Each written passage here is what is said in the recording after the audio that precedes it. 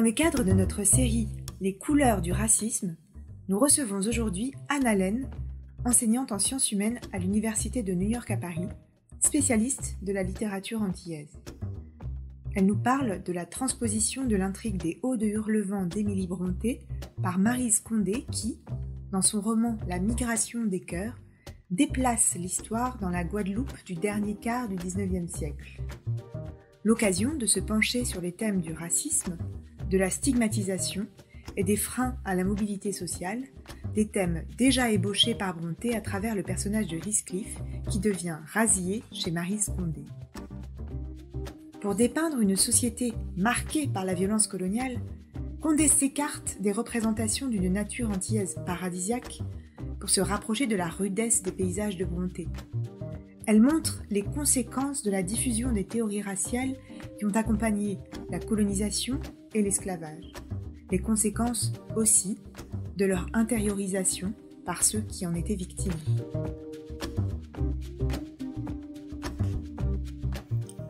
En 1995, l'écrivaine guadeloupéenne Maryse Condé propose avec La migration des cœurs une réécriture des Hauts de Hurlevent de l'écrivaine anglaise Émilie Brontë. Le choix de ce classique peut surprendre. Quoi de commun entre une région rurale de l'Angleterre victorienne et la Guadeloupe du tournant du XXe siècle? Entre une société relativement homogène sur le plan ethnique et une société créole encore enferrée dans l'esclavage, abolie quelques décennies plus tôt. Le thème du racisme est très présent dans le roman de Condé. On imagine mal qu'il le soit chez Brontë, qui décrit un coin de la campagne anglaise au XIXe siècle. Il est cependant intéressant de noter que le personnage de Heathcliff, cet enfant recueilli dont l'histoire d'amour avec la fille de la famille fait scandale, est décrit dans le roman de Brontë comme un gypsy et à l'occasion comme noir. Comme le personnage de Rasier chez Condé, il est caractérisé et condamné socialement par sa peau foncée, associée par les personnages du roman à une nature sauvage et diabolique. Effacé dans le texte de Brontë dans le sens de discret, ce thème du racisme a été délibérément effacé et cette fois dans le sens de éliminé dans la réception du roman, et en particulier dans les adaptations cinématographiques qui montrent toujours un Heathcliff blanc. C'était du moins le cas jusqu'à l'adaptation d'Andrea Arnold, qui en 2011 a choisi un acteur noir pour ce rôle. Aujourd'hui, la question de savoir si Brontë, avec cet enfant trouvé dans le port négrier de Liverpool, introduit bel et bien un personnage noir et fait implicitement référence à la traite négrière, passionne les chercheurs.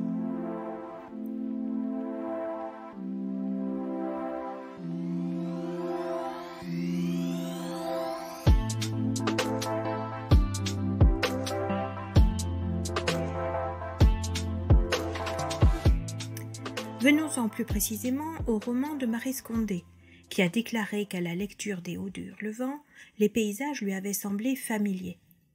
Mais quoi de commun entre les landes austères du Yorkshire et la végétation luxuriante ou les plages tropicales, habituellement associées aux Antilles? Le paysage guadeloupéen, décrit par Condé, s'écarte nettement de la carte postale. Je cite.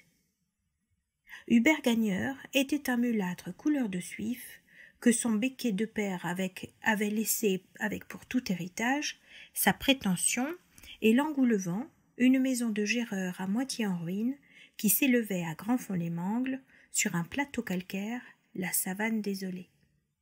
L'Engoulevent, on l'avait baptisé comme cela parce que les vents venus du fin fond de l'horizon semblaient s'y engouffrer après avoir tournoyé parmi les calcaires, les cactus cierges et les radiers. On mesurait leur force à l'inclinaison des rares arbres qui poussaient, rabougris, racornis et tordus comme des vieux corps. Dans cette savane désolée dépeinte par Condé, image d'isolement et de sécheresse, la nature est contrainte. La végétation est pliée par les vents mauvais venus de loin, dont on peut penser qu'ils représentent la domination coloniale. Comme dans le roman de Brontë, où l'austérité et la rudesse des paysages du Yorkshire reflètent celles des relations sociales, Le paysage guadeloupéen, dépeint par Condé, évoque la dureté, la souffrance, le dénuement.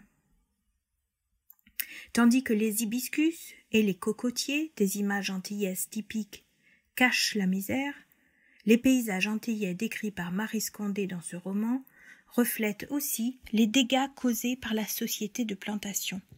Les paysages naturels dans cette région de Guadeloupe ont été transformés par la monoculture de la canne.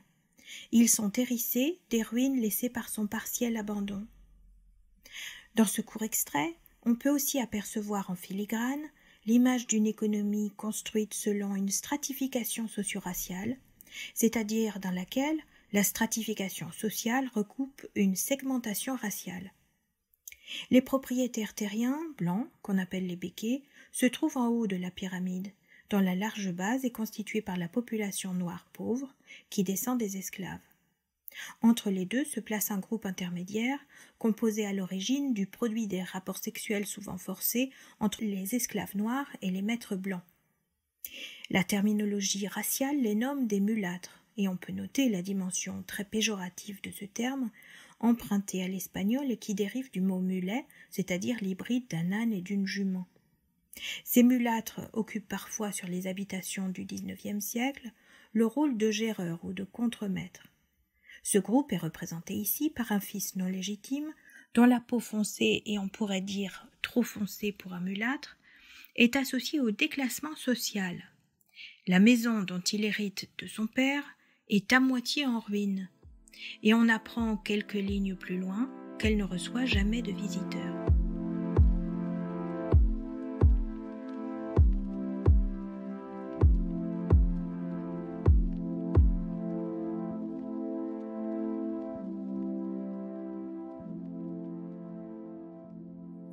Les relations humaines, décrites par Condé dans cette Guadeloupe de la fin du XIXe siècle, reflètent, comme les paysages, les ravages du développement de la société coloniale, une société basée sur l'esclavage et accompagnée par la diffusion de théories raciales.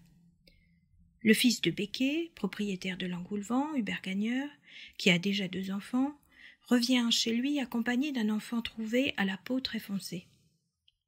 Voici la présentation de Radier, qui est donc le Heathcliff de Condé. Un enfant de 7 ou 8 ans, sale et repoussant, complètement nu, garçon et, croyez-moi, le sexe bien formé, nègre ou batasse indien. C'est Nelly Raboteur qui le décrit ainsi, une femme noire au service de la famille. Le mulâtre fait rejouer à son fils adoptif des scènes d'esclaves divertissant son maître. Je cite: « Hubert Gagneur avait noué avec Radier une relation spéciale. Il le traitait comme un jouet. Il lui apprenait, avec toute qualité de gros mots, les biguines les plus obscènes. Il se tordait de rire à le voir danser en frétillant du bonda ou en pointant son sexe. » Bien que jeune, le garçon est immédiatement associé au stéréotype du mâle noir, hypersexuel. Je reprends la citation. Il l'encourageait à se déguiser en masse à Congo ou en masse à goudron. Condé fait ici référence à la tradition carnavalesque guadeloupéenne d'un masque représentant un Congo, c'est-à-dire un Africain. Le cavalier qui choisit ce masque ou le masse à goudron s'enduit le corps d'une mixture très foncée, ce qui peut évoquer ce que les Américains appellent le blackface. C'est une pratique aujourd'hui en général pleinement assumée et qui vise pendant le carnaval à représenter l'importance de la présence africaine en Guadeloupe et le souvenir de l'esclavage. Dans le roman de Condé, le mulâtre ne cherche pas à revendiquer une fierté noire ou l'importance de l'ascendance africaine, bien sûr. Au contraire, l'enfant est encouragé à se présenter sous des traits perçus comme grotesques, à forcer une ressemblance supposée avec des hommes humiliés dans l'esclavage.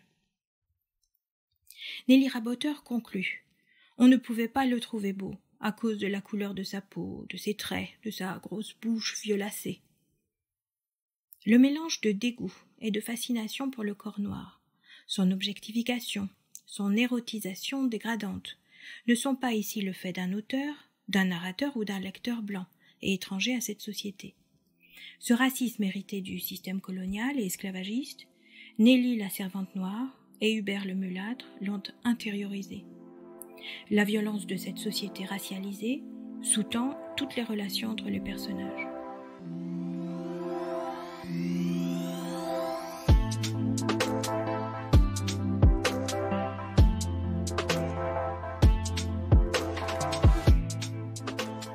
Dans les deux romans, les chances de réussir ne sont pas les mêmes. Pour Heathcliff Fourrazier, le fils adoptif à la peau foncée, et pour ses personnages aux yeux bleus chez Brontë ou ce fils légitime chez Condé, dont la peau est, je cite, assez claire pour qu'il se gagne à la force du poignet une place dans la société des Blancs. L'ordre social est aussi difficile à renverser dans la Guadeloupe du tournant du XXe siècle qu'il ne l'était dans l'Angleterre victorienne, décrite en 1847 depuis les marches d'une campagne reculée par une femme bien éloignée des milieux littéraires londoniens.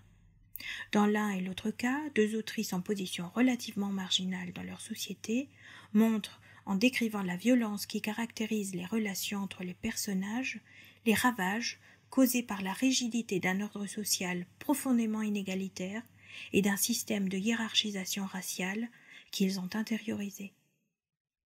Alors qu'en est-il dans la Guadeloupe d'aujourd'hui, qui de colonie est devenue un département français il y a 3/4 de siècle? La splendeur et la diversité des paysages, et même ces savanes désolées, sont un atout fortement valorisé par l'économie du tourisme. Mais le scandale sanitaire de l'utilisation prolongée du chlordécone, un insecticide dangereux, a pu être décrit comme une nouvelle forme de la violence coloniale exercée sur ces terres. Le tableau de la répartition des richesses ne s'est pas entièrement transformé. Comme le souligne par exemple l'historien Jean-Pierre Santon, on trouve des cases d'anciens esclaves où vivent encore leurs descendants, tandis que des béquets ont hérité de l'habitation des anciens maîtres. La couleur de peau reste malgré tout un indicateur du positionnement social. On peut encore entendre en Guadeloupe, moins souvent qu'autrefois, qu'un enfant est bien sorti ou mal sorti, selon qu'il a la peau plus claire ou plus foncée que ses parents, ou encore qu'il a la peau sauvée, peau chapée en créole. On ne peut guère s'en étonner quand un système de hiérarchisation raciale a été imposé avec autant de force, quand il a imprégné aussi profondément les représentations, quand il se prolonge, bien qu'atténué et brouillé, dans la stratification sociale aujourd'hui, et quand sur le plan national, les preuves des discriminations, et par exemple les discriminations à l'embauche, s'accumulent. Vous avez écouté le 5e épisode de notre série « Les couleurs du racisme ». Si vous appréciez notre média, n'hésitez pas à vous abonner à notre newsletter quotidienne, elle est gratuite. Pour aller plus loin sur le sujet, retrouvez sur notre site l'article d'Anna Lehn intitulé « Les gens comme nous n'écrivent pas, retour sur le prix Nobel alternatif de Maryse Condé ». À bientôt!